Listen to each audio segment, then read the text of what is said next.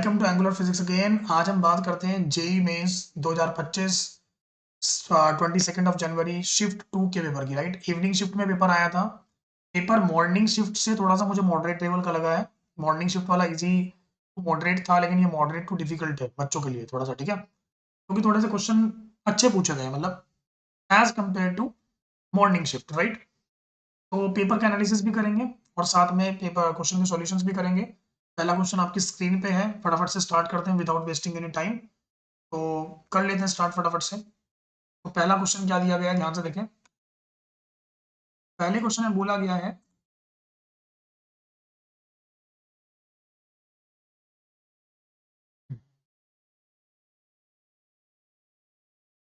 तो first question से start करते हैं। पहले क्वेश्चन बोला है an equiconvex lens of focal length f is cut into 4 parts, focal length of each part. मतलब पूरे लेंस की फोकल लेंथ एफ थी, तो ईच पार्ट की फोकल लेंथ पूछी गई है। तो अच्छे से देखो, सबसे पहले फोकल लेंथ निकालते हैं पूरे पूरे के पूरे इक्वी कॉन्वेक्स लेंस की। तो आपको अच्छे से पता है कि यार अगर मैं यहाँ पे बोल दूं कि लेटर से इस लेंस की जो इधर से रेडियस ऑफ कर्वेचर आर है और इधर से भी रेडियस ऑफ कर्वेचर आर ही मान लूं, 1/f की वैल्यू क्या आएगी बताओ जरा सोच के। 1/f की वैल्यू बहुत सिंपल तरीके से आ जाएगी, and that will be equals to what, it will be equals to mu minus 1 into 1/r plus 1/r, है ना। तो यहाँ से फोकल लेंथ आता है r/2 इंटू म्यू माइनस 1। ये थी हमारी original focal length. Is that clear? ये ओरिजिनल फोकल लेंथ थी जब लेंस कंप्लीट था। अब आप क्या करो ना, इन चारों हिस्सों में से एक हिस्सा उठा लो कोई भी। मैं क्या करता हूँ, ये वाला हिस्सा उठा लेता हूँ, पहले वाला। तो इधर से तो इसकी रेडियस क्या हो चुकी है, इन्फिनिटी हो चुकी है, और ये वाली रेडियस तो अभी भी आर है। तो इसकी फोकल लेंथ क्या आएगी, इसकी फोकल लेंथ निकालने के लिए हम क्या करेंगे, 1/f dash equals to mu minus 1, तो एज इट इज आएगा। पहली रेडियस क्या हो जाएगी, ये हो जाएगी 1/r। दूसरी रेडियस क्या हो जाएगी, 1/infinity, तो इट विल बी 0। तो एफ डैश 1/f डैश की वैल्यू आ रही है म्यू माइनस 1/r। तो यहाँ से मुझे एफ डैश मिल जाएगा r/μ-1। Right wrong? अब ध्यान से देखो, तो एफ डैश को अगर मुझे कन्वर्ट करना है किसमें, एफ में, तो कैसे करूं। डैश की वैल्यू जो भी आ रही है ना मेरे पास, r/μ-1, एक काम करते हैं 2 से डिवाइड 2 से मल्टीप्लाई, कोई दिक्कत तो नहीं ना। क्या ये बन रहा है मेरा एफ, एफ डैश की वैल्यू आ गई 2/f, I am sorry 2f, मैंने गलत लिख दिया एक्चुअली, ये आएगा 2f। कैसे नो, फोकल लेंथ हो गई डबल। कुछ लोगों को लगता होगा कि फोकल लेंथ आधी हो जाएगी, नहीं आधी नहीं होगी भाई, फोकल लेंथ हो गई डबल। Right wrong? तो कौन सा ऑप्शन सही है, second option is the correct option. I think पहला क्वेश्चन आपको अच्छे समझ में आया होगा, कोई दिक्कत इसमें नहीं। चलिए आगे बढ़ते हैं, क्वेश्चन नंबर 2 पे आते हैं फटाफट से। क्वेश्चन नंबर 2 में बोला radius of a tube decreases from 2r to r in which an ideal liquid is flowing at the same level. Okay, speed at one end is 2 meter per second, find the speed at the other end. अरे यार, equation of continuity का question है, बहुत simple, आपको अच्छे से पता है। भाई पहले वाली रेडियस 2r और बाद वाली रेडियस r है, तो पहले वाली रेडियस पे 2 मीटर पर सेकंड दे रखा है, तो स्पीड पूछिए v eight the other and. बताओ जरा सोच के, अगर मेरे पास कोई भी ऐसा एक कोई भी पाइप है, यहाँ से 2 मीटर पर सेकंड से पानी अंदर जा रहा है और यहाँ से v से बाहर निकल रहा है। Right wrong? v पूछा है, यहाँ का रेडियस क्या है 2r, और इधर का रेडियस क्या है r। आपको अच्छे से याद है a1 v1 equal to a2 v2। किसी को डाउट है तो उसमें बताओ जरा फटाफट।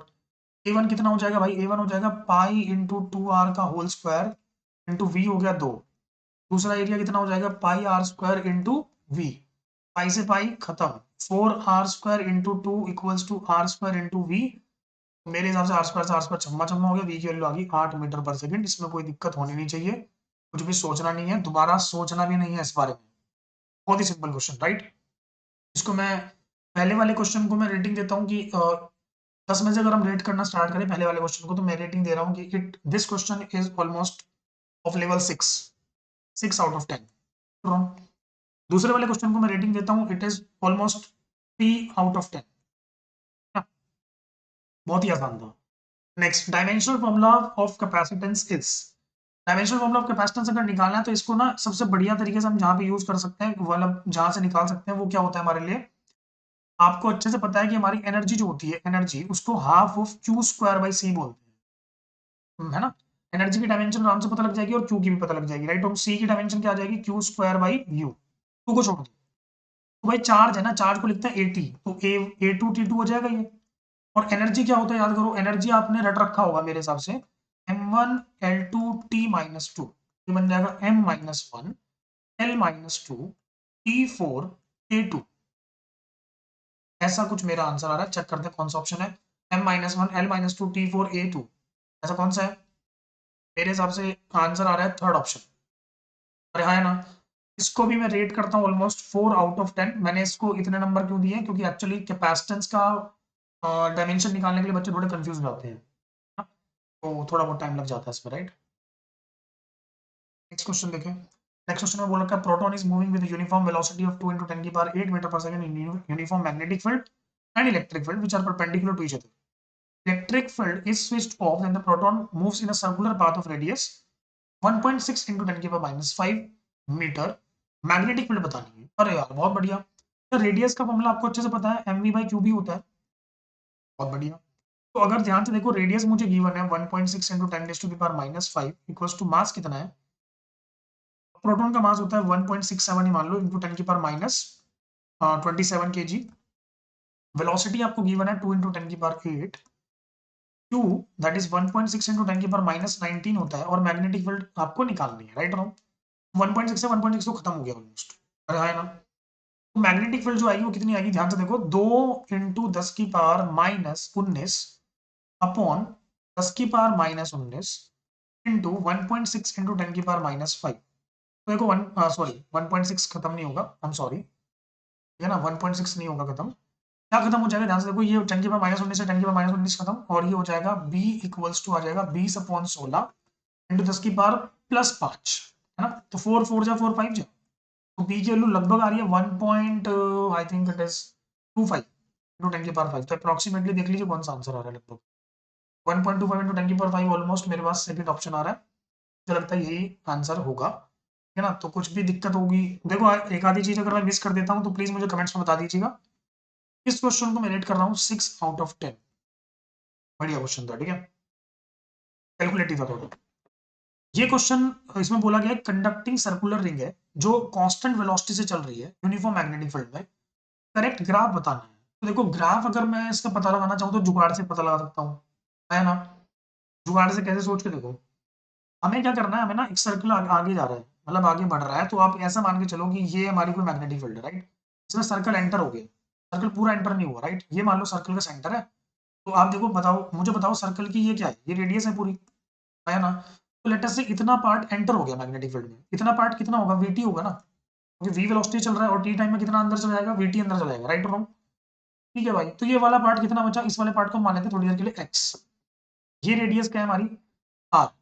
तो अगर मैं आपको थोड़ा सा हाईलाइट करके दिखाऊं, प्लीज बहुत ध्यान से समझना मेरी बात को, ये वाला जो पार्ट है ना, ये वाला पार्ट बैटरी की तरह बिहेव करने लग जाएगा, बीवीएल, मोशनल ईएमएफ, राइट और रॉन्ग। लेकिन जब मोशनल ईएमएफ आप निकालोगे ना, तो मोशनल ईएमएफ का फॉर्मूला लिखते हो बीवीएल, लेकिन यहाँ पे बी तो एज इट इज रहेगा, वी भी एज इट इज रहेगा, लेकिन लेंथ कौन सी यूज होगी, ये इफेक्टिव लेंथ। ये इफेक्टिव लेंथ कितनी कैसे निकलेगी, सोच के बताओ। क्या आपको अच्छे से पता है कि यहाँ पे अगर इफेक्टिव लेंथ निकालनी है तो ध्यान से देखो, ये आर है हमारा, सॉरी, आपको अच्छे से पता है ये हमारा क्या है, ये आर है, ये क्या है, ये पता नहीं, ये एक्स है। तो ये वाली लेंथ निकाल लो, √r² माइनस एक्स स्क्वायर। तो नीचे से भी लेंथ कितनी आ जाएगी, √r² माइनस एक्स स्क्वायर।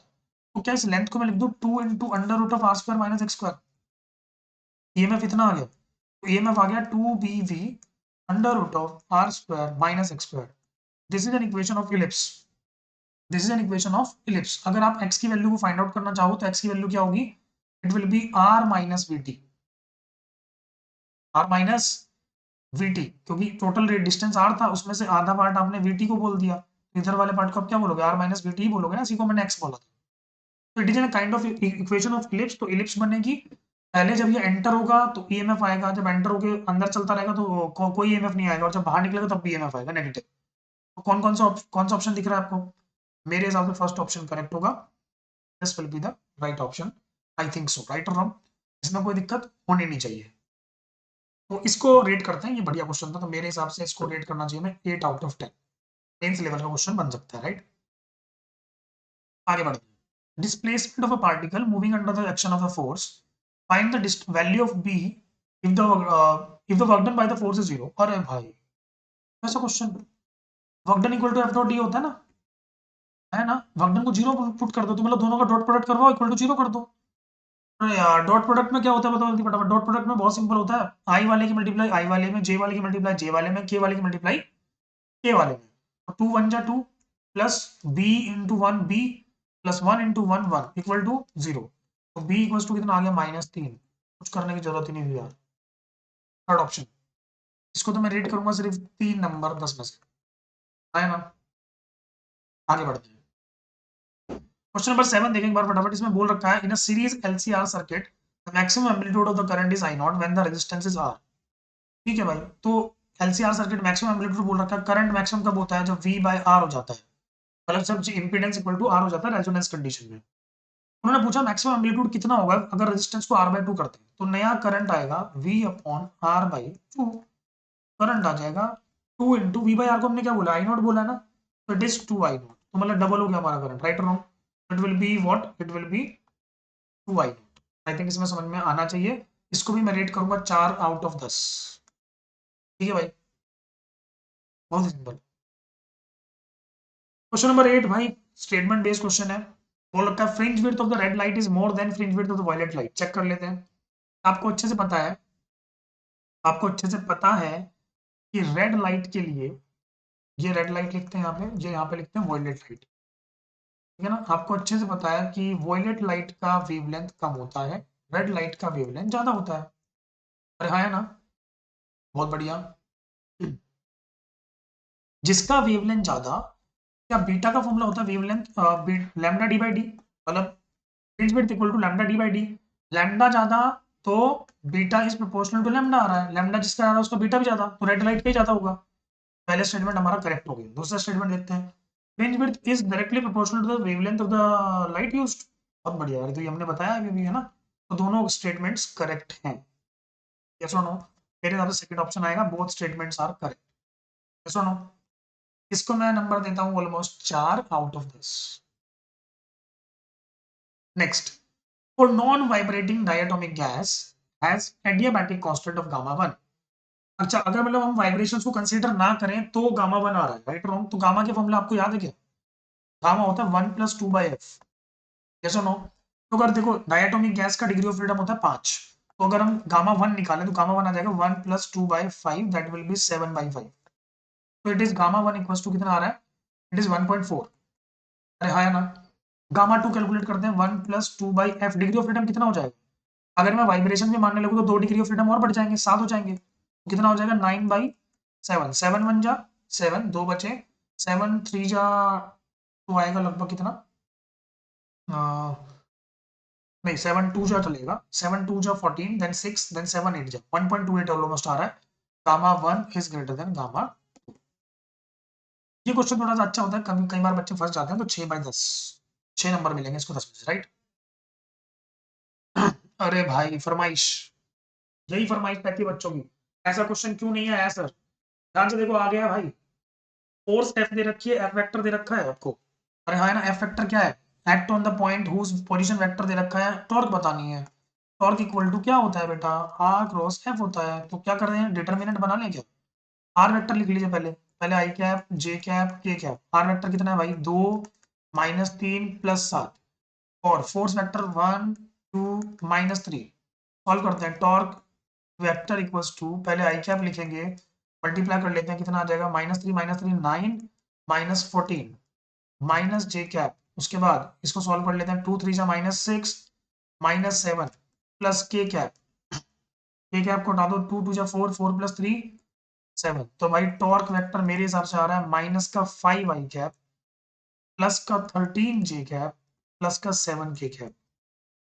इसमें कोई दुविधा, -5 आई कैप प्लस का 13 जे कैप प्लस का 7 के कैप। थर्ड ऑप्शन बहुत ही सिंपल, एकदम मक्खन क्वेश्चन, 3 ही नंबर दूंगा मैं इसको 10 में से। जिसको क्रॉस प्रोडक्ट आता है उसको वो कर लेगा। ये क्वेश्चन एक्चुअली फिजिक्स का तो है ही नहीं, तो मैथ्स का क्वेश्चन है। ये नेक्स्ट क्वेश्चन है, नेट मैग्नेटिक फील्ड बतानी है ओ पॉइंट पे due to the infinite current carrying wires. चलो यार बहुत बढ़िया। तो भाई ओ वाला पॉइंट जो है, पहले वाले वायर्स की बात करते हैं, पहले वाले वायर में करंट चल रहा है 5 एम्पियर, इससे 10 सेंटीमीटर की दूरी पे ये पॉइंट है। तो पहले इसकी वजह से मैग्नेटिक फील्ड निकाल लेते हैं। हम जाना चाहिए ऊपर, तो मैग्नेटिक फील्ड जाएगी अंदर, तो B1 निकाल लेते हैं। B1 आएगा कितना, म्यू नॉट I/2 पाई डी। तो म्यू नॉट आई कितना है भाई 5/2 पाई डिस्टेंस है 10 कर लेता हूँ, राइट और रॉन्ग। तो 10 से 10 बार गया तो ये आया कितना 50 म्यू नॉट अपॉन 2 पाई अंदर की तरफ। दूसरा वायर देखते हैं, दूसरा वायर है हमारा 4 एम्पियर करंट चल रहा है अपोजिट डायरेक्शन में, तो मैग्नेटिक फील्ड 4 सेंटीमीटर पे बाहर आएगी। इस बार B2 लिख लेते हैं, इसको नेगेटिव लिखते हैं, राइट और रॉन्ग। ये आएगा mu naught into 4/2 pi into D कितना 4 सेंटीमीटर, 4/100 कर लूँ। ये आ जाएगा भाई 25, 25 चौक 100, तो माइनस का 100 म्यू नॉट अपॉन 2 पाई। सही है बात इतनी। दोनों को जोड़ देंगे, ध्यान से देखो, दोनों को जोड़ेंगे तो नेट मैग्नेटिक फील्ड कितनी आ जाएगी हमारी, ये आ जाएगी 50 माइनस 100, तो -50 म्यू नॉट अपॉन 2 पाई। मैग्नीट्यूड पूछा था, नेगेटिव से कोई फर्क पड़ता नहीं है। 50 × 4 पाई इंटू 10⁻⁻7 अपॉन 2 पाई, ये खत्म हो जाएगा। तो 100 इंटू 10⁻⁻7, तो मेरे हिसाब से आंसर आएगा 10⁻⁻5 पूरा पूरा। Is that clear? देख लेना एक बार कुछ कैलकुलेशन में मिस्टेक तो नहीं करी, राइट, मुझे बता देना। फर्स्ट ऑप्शन होना चाहिए मेरे हिसाब से, राइट। सॉल्व ऐसे ही करना है। 12वें क्वेश्चन पे आते हैं। A pendulum is taken from the Earth to another planet having mass 4 times and radius double of the Earth, and the time period of the pendulum remain same on the Earth as on Earth। देखो यार simple सी बात है, time period किस पे depend कर रहा है, 2 पाई √L/g पे डिपेंड कर रहा है, मतलब कि लेंथ पे और ग्रेविटी पे डिपेंड कर रहा है, ठीक है। लेंथ की तो उन्होंने कुछ बात बोली नहीं है, तो ग्रेविटी की बात ही बोले कि ग्रेविटी का फॉर्मूला क्या होता है, Gm/r²। उन्होंने बोला मास तो है 4 गुना, किसी प्लेनेट पे जो ग्रेविटी निकाल रहे हैं ना, तो 4 गुना तो मास हो गया, तो 4 Gm हो गया, और रेडियस होगी डबल, डबल रेडियस मतलब 2r का होल स्क्वायर। ध्यान से देखो 4Gm/4r², 4 से 4 तो कट गया, मतलब कि किसी और प्लेनेट पे जो ग्रेविटी आ रही है वो तो अर्थ के बराबर ही आ रही है, तो प्लेनेट पे ले जाने का फायदा क्या हुआ, टाइम पीरियड तो सेम रहेगा। तो पहला स्टेटमेंट सही हो गया। Time period of the pendulum only depends on the gravity, गलत बात, लेंथ पे तो डिपेंड करता है। उसका मतलब ये हुआ कि statement 2 is false and statement 1 is true, first option. आगे बढ़ते हैं। ये वाला क्वेश्चन देखिए एक बार, इस वाले क्वेश्चन में बहुत सारे बच्चों को डाउट आ रहा है। इसमें बोला गया है कि भाई हमारे पास ना एक एक्चुअल में पूरा एक गेट्स दे रखे हैं, उसमें पूरा बता रखा है कि ट्रूथ टेबल आपको गिवन है इस पूरे की, और जी बताना जी कौन सा गेट है ना। सोच के देखो, मैं एक से आंसर निकाल दूंगा। पहले वाला इनपुट लो 0 0, यहाँ भी 0 यहाँ भी 0, राइट रॉन्ग। सोचो एक बार, ये कितना बन जाएगा 1, ये कितना 0, 1 और 0 पे एंड गेट क्या देता है 0 देता है, राइट रॉन्ग। अब ध्यान से देखो, ये 0 आया यहाँ से, यहाँ पे 0 आ गया, ये 0 कितना बन गया, यहाँ पे 1 बन गया, 0 और 1 पे एंड गेट क्या देता है 0 देता है। बताओ 0 0 पे आउटपुट क्या मिल रहा है, हमें 1 मिल रहा है ना। तो 0 0 पे आउटपुट हमें 1 कौन देता है, सोच के बताओ। एंड गेट देता है क्या, नहीं, एंड गेट तो नहीं देता। और गेट देता है क्या, नहीं। नॉट गेट देता है क्या, नहीं, नॉट गेट में तो एक ही इनपुट होता है। नॉर गेट की बात करते हैं, नॉर गेट क्या होता है, और प्लस नॉट। और क्या करता है, 0 0 पे क्या देगा, वो तो 0 देगा, लेकिन फिर ये नॉट गेट क्या कर देगा, उसको 1 बना देगा, तो मतलब नॉर गेट ही ऐसा ऐसा आउटपुट दे सकता है। तो मतलब आगे चेक ही नहीं करना था, आंसर यहीं से आ गया बस, नॉर गेट खत्म। तो क्योंकि नैंड को देखोगे तो नैंड में एंड का एंड को चेक करते हैं, एंड प्लस नॉट, अरे हाँ है ना। तो एंड और मतलब इसमें भी एक बार चेक करना पड़ जाएगा, दूसरा वाला इनपुट भी देख लो एक बार। 1 और 0 पे हमें क्या मिल रहा है, 0 मिल रहा है ना। 1 और 0 पे क्या मिल रहा है हमें, 0। तो 1 और 0 अगर आप दोगे तो 1 और 0 पे भी हमें क्या मिलेगा, ध्यान से देखो, एक 0 आ जाएगा और एक बन जाएगा क्या 1। चलो इस वाले आउटपुट में भी एक बार चेक कर लेते हैं, ठीक है, ताकि तुम्हें थोड़ी सी और तसल्ली हो जाए। एक बार यहाँ लगाते हैं 1, यहाँ लगाते हैं 0, 1 पे 0, 0 पे 0, 0 0 का यहाँ पे 0। अब यहाँ 1 गया और यहाँ पे भी 1 चला गया, 1 1 पे क्या देगा, ये 1 देगा। 0 और 1 पे क्या मिल रहा है हमें, 0 मिल रहा है। तो 0 1 पे 0 कौन दे सकता है, एक बार नॉर को चेक करते हैं। 0 1 पे और गेट क्या देगा, और गेट तो 1 देगा, और को क्या बना देगा, नॉट क्या बना देगा, उसको 0 बना देगा। तो नॉर गेट से तो सही बैठ रही है बात। अब एंड गेट से, नैंड गेट से बात करते हैं। नैंड होता है एंड प्लस नॉट। एंड 0 1 पे क्या देगा, 0 देगा, नॉट क्या क्या बना देगा, उसको 1 बना देगा, मतलब आउटपुट यहाँ पे 1 आना चाहिए था अगर ये नैंड होता। नैंड तो नहीं है, इसका नॉर गेट है, खत्म। इसको मैं नंबर देता हूँ यार, ये क्वेश्चन थोड़ा सही लगा मुझे, मतलब मैं 6/10 दे रहा हूँ उसको, ठीक है ना। इससे पहले वाले को नंबर देना भूल गया हूँ शायद। ये वाला तो बहुत ही सिंपल था, तो ऑलमोस्ट मैं इसको दे सकता हूँ 5/10। इससे पहले वाला ये बढ़िया क्वेश्चन था, तो उसको 7/10 दे सकते हैं हम लोग, थोड़ा कैलकुलेटिव था। ठीक है, आगे बढ़ते हैं। Next, name the logic gate. ये बढ़िया क्वेश्चन है, सोच के देखो यार फटाफट से। पहले हम क्या करते हैं, इन दोनों को ना 0 0 मान लेते हैं, लो वोल्टेज, राइट रॉन्ग। अगर मैंने इन दोनों को 0 0 वोल्टेज में मान लिया तो ये दोनों दोनों के दोनों जो डायोड्स हैं वो कैसे बन जाएंगी, फॉरवर्ड वाइज बन जाएंगी। अगर ये फॉरवर्ड वाइज बन गई, सोच के बताइए क्या वाई पे जो है वो कैसा आउटपुट मिलेगा, बताइए जरा। तो अगर ए और बी को हमने 0 0 कर दिया पुट, तो वाई आउटपुट हमें कैसा मिलेगा, सोच के बताइए फटाफट से। हाँ, कुछ आउटपुट मिल सकता है, बोलो फटाफट। करंट आएगा और सीधे डायोड से निकल जाएगा, क्योंकि फॉरवर्ड वाइज में डायोड कैसे वर्क करती है, प्लेन वायर की तरह। तो नो आउटपुट। 0 और 1 पे चेक करते हैं। 0 और 1 पे मतलब एक 0 है एक 1 है, तो एक फॉरवर्ड वाइज एक रिवर्स वाइज, अभी भी एक तो प्लेन वायर है ना, तो करंट तो वहीं से पास हो जाएगा। यस और नो। अभी भी आउटपुट क्या मिलेगा वाई पे, 0 मिलेगा। 1 और 0 पे क्या होगा, अब इस बार भी एक फॉरवर्ड बायस एक रिवर्स बायस, तो क्या इस बार भी 0। लेकिन जब दोनों 1 1 हो जाएंगे, तो 1 1 होने का मतलब ये हुआ कि दोनों के पे हाई हाई हाई वोल्टेज हो गया। हाई वोल्टेज होने से दोनों रिवर्स बायस, दोनों। अगर दोनों रिवर्स बायस तो मतलब करंट जो है यहां से पास होगा ही नहीं, ओपन सर्किट हो जाएगा, तो वाई पे आउटपुट इस बार मिलेगा। तो ऐसा कौन सा गेट करता है भाई, ऐसा तो सिर्फ एंड गेट करता है। नहीं समझे। ये क्वेश्चन अच्छा लगा मुझे, लेकिन प्रीवियस ईयर में कई बार आ चुका है ऐसा क्वेश्चन, तो इसलिए मैं इसको देता हूँ 6 out of 10। Next question, displacement current in a capacitor of area 16 centimeter square at is 6 ampere at an instant. Find the displacement current across area 3.2 centimeter square. Displacement current का फॉर्मूला याद कीजिए, ये होता है epsilon naught D phi E by D T, पता है ना सबको। डिस्प्लेसमेंट करंट को एप्सिलॉन नॉट लिख रहा हूँ, एरिया को बाहर निकाल ले रहा हूँ, क्योंकि फाई का मतलब होता है A into A, d e by d t बचेगा, राइट। तो मतलब डिस्प्लेसमेंट करंट किस पे डिपेंड कर रहा है भाई, एरिया पे डिपेंड कर रहा है ना। मतलब मैं लिख दूंगा I1/A1 इक्वल्स टू I2/A2। पहले डिस्प्लेसमेंट करंट कितना था, 6 एम्पियर, जब एरिया कितना था 16। बाद में डिस्प्लेसमेंट करंट पूछा गया, एरिया कितना हो गया 3.2, तो भाई ये हो गया 2 3 जा 2 8 जा, 8 का टेबल चला 0.4 बार, I2 की वैल्यू आ गई 1.2 एम्पियर, खत्म। कौन सा option, first option, right. Next पे आते हैं, in the RC circuit shown find I. अच्छा, करंट बताना है, तो करंट निकालने के लिए देखो उसने कुछ नहीं बोला ना, तो क्या मान के चलना पड़ेगा आपको, उसको मान के चलना पड़ेगा आपको। अच्छा, इसको नंबर नहीं दिया हमने भाई, ये हो गया, इसको मैं देता हूँ डिस्प्लेसमेंट करंट है तो 6/10।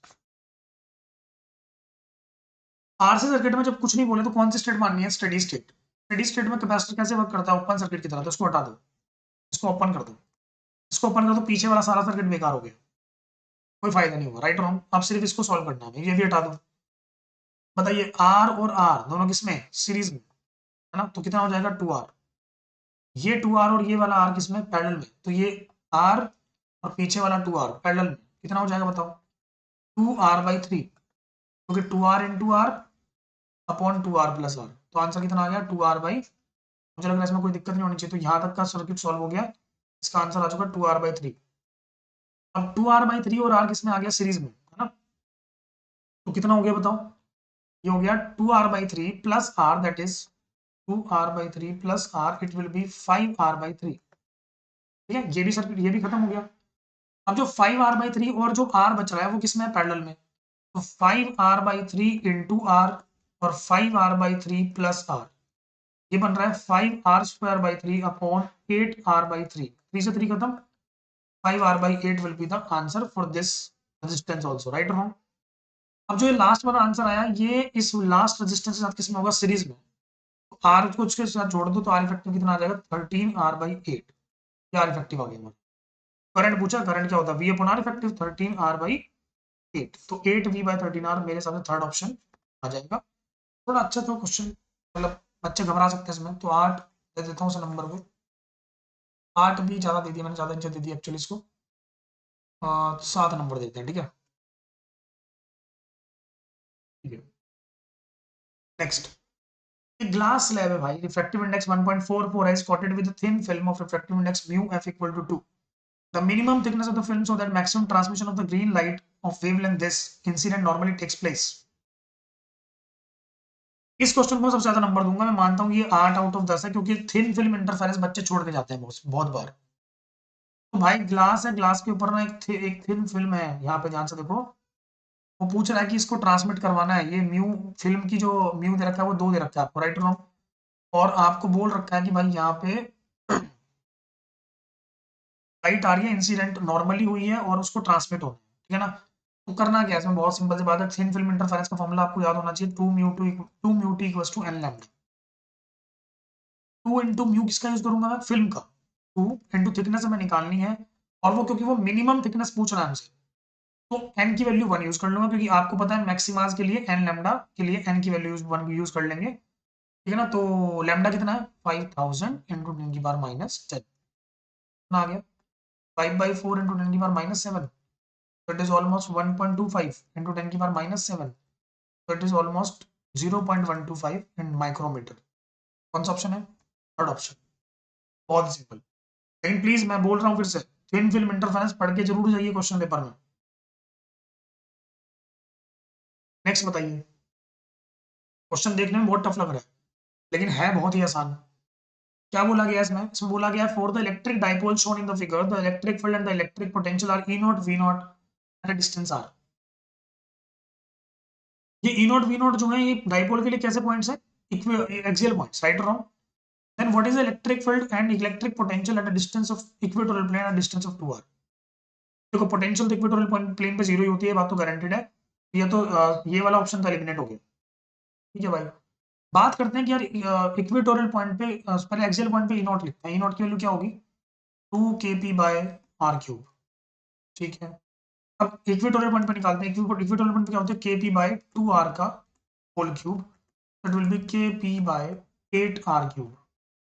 ये समझे। तो बताइए जरा, इन दोनों को डिवाइड कर लेते हैं, ई बाई ई नॉट करा मैंने, ई बाई ई नॉट करूंगा तो kp/r³ को, ये kp/8r³ को डिवाइड कर लेते हैं 2 kp/r³ से, r³ खत्म, kp से kp खत्म, है ना। क्या बचा, 1/8 इंटू 1/2, तो ई की वैल्यू कितनी आ रही है, E0/16। तो मतलब पोटेंशियल आएगा 0 और इलेक्ट्रिक फील्ड आ जाएगी E0/16।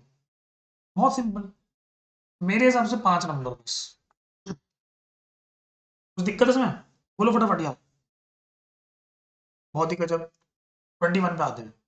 हाँ, क्योंकि सारे पेपर सारे क्वेश्चंस तो नहीं मिल पाए हैं, तो 2 इंटीजर टाइप भी मिले हैं, देख लीजिए एक बार, बहुत सिंपल है। पूछा गया projectile is fired at a speed of 20 meter per second at an angle of 60 degree to the horizontal speed at the highest point of the trajectory. अरे यार, दो ही तो स्पीड होती है इसके पास, 20 cos 60 और 20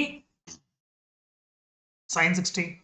क्या ये वाली स्पीड कभी चेंज होती नहीं है, हॉरिजॉन्टल वाली। तो अब अगर प्रोजेक्टाइल बनाएंगे तो प्रोजेक्टाइल में ये वाली स्पीड तो हमेशा सेम ही रहती है ना। 10 हो जाएगा आंसर, खत्म, कुछ करना ही नहीं था मतलब, 10 है आंसर। कोई दिक्कत है इसमें, बहुत बढ़िया। इसको मैं नंबर देता हूँ सिर्फ 3 आउट ऑफ 10। जो कंसेप्ट पता था उसको आंसर पता था। लास्ट क्वेश्चन, क्योंकि हमें 20 ही क्वेश्चन लगभग मिले हैं, तो 20 क्वेश्चन मैंने आपको बता दिए ऑलमोस्ट। ये लास्ट क्वेश्चन है, ध्यान से देखो, इसमें सिमेट्री लगेगी। इक्विवेलेंट रेजिस्टेंस बताना है। इक्विवेलेंट रेजिस्टेंस लगा बताने के लिए ना मैं तो यूज करता हूँ perpendicular symmetry, right. Perpendicular symmetry क्या बोलते हैं, ध्यान से देखना। हमने ना यहाँ पे एक लाइन ड्रॉ करी है ऐसे करके, तो ये लाइन के दोनों तरफ सर्किट सेम दिख रहा है मुझे, राइट। तो इस लाइन पे जो भी पॉइंट्स आएंगे उन सब पॉइंट्स को क्या कर दो, ज्वाइन कर दो। ज्वाइन करने का मतलब इस वाले सर्किट, इस वाले रेजिस्टेंस को भी यहाँ ज्वाइन कर दो, इस वाले रेजिस्टेंस को भी यहाँ ज्वाइन कर दो, राइट रॉन्ग। अब बताओ ये दोनों किसमें चले जाएंगे, पैरेलल में। कितना हो जाएगा, r/2। तो ए से लिखते हैं, ए का एक आ रहा है r/2, आर आ रहा है, ठीक है। उसके बाद आ रहा है r/2, आ रहा है r/2 एक आर।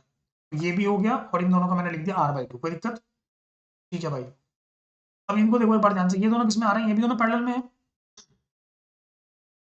ठीक है। तो फिर से लिखते हैं, एक r और एक वापस से r/2, क्लियर है। इसमें कोई दुविधा, बताओ ऊपर वाले कितने बन गया, r+r/2, 3r/2। तो ए से ये बन गया 3r/2, नीचे भी क्या बन गया, 3r/2। तो 3r/2 का क्या आंसर आ गया, पैरेलल में है ना, तो आधा हो जाएगा, 3r/4।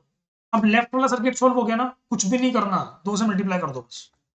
आंसर क्या है? 3r/2। लेफ्ट वाला सर्किट सोल्व करके 2 से मल्टीप्लाई कर दिया करो, आंसर आ जाएगा। n की वैल्यू आ गई 3। बहुत सिंपल। तो ये सिमेट्री थी, परपेंडिकुलर सिमेट्री, जिसको लगानी आती होगी वो आराम से कर सकता है, बहुत आराम से, ठीक है। मेरे हिसाब से इसमें कोई दिक्कत होनी नहीं चाहिए आपके लिए। ओके। एंड इस क्वेश्चन को मैं लगभग 7 नंबर देता हूँ 10 में से। तो ऑलमोस्ट पेपर सॉल्व हो गया है, मुझे लगता है इसमें कोई दुविधा होनी नहीं चाहिए किसी को, राइट और रॉन्ग। बहुत ही अच्छा पेपर था। और आप आराम से इस पेपर में, मतलब अगर कोई शांति से बहुत ध्यान से पेपर को सॉल्व करे तो आराम से इस फिजिक्स के पेपर में मिनिमम 80 मार्क्स ला सकते हैं, 100 में से, राइट और रॉन्ग। और जो बच्चा बच्चा होगा 100 में 100 भी लाएगा, कोई दिक्कत नहीं। भाई मेरे पास बहुत सारे बच्चों के फीडबैक आ रहे हैं, जो कॉमन मिस्टेक सबकी हो रही है ना, वो ये हो रही है तो यार सबसे पहले तुम लोग इंटीजर टाइप कर रहे हो, मत करो। पहले आप एमसीक्यूज कर लो भाई, बहुत आसान आ रहे हैं। दूसरी बात, मैथ्स हर पेपर में टफ आ रहा है, मैथ्स को पहले सॉल्व करना मत स्टार्ट कर दो। फिजिक्स और केमिस्ट्री को ऑलमोस्ट सवा घंटे में खत्म कर दो। 1 hour 15 मिनट्स में खत्म कर दो फिजिक्स एंड केमिस्ट्री बोथ। अगर आपको लग रहा है कि इंटीजर टाइप थोड़ा लेंथी है तो इंटीजर टाइप को छोड़ के चलो, एमसीक्यूज को पहले खत्म करो। अगर आपने मैथ्स में 50 से 60 नंबर भी स्कोर कर लिए तो आपकी रैंक बन जाएगी बढ़िया एकदम। ओके। चलिए फिर all the best, next paper में, नेक्स्ट शिफ्ट के पेपर में आऊंगा मैं कल लेके। तब तक के लिए thank you everyone, have a great day.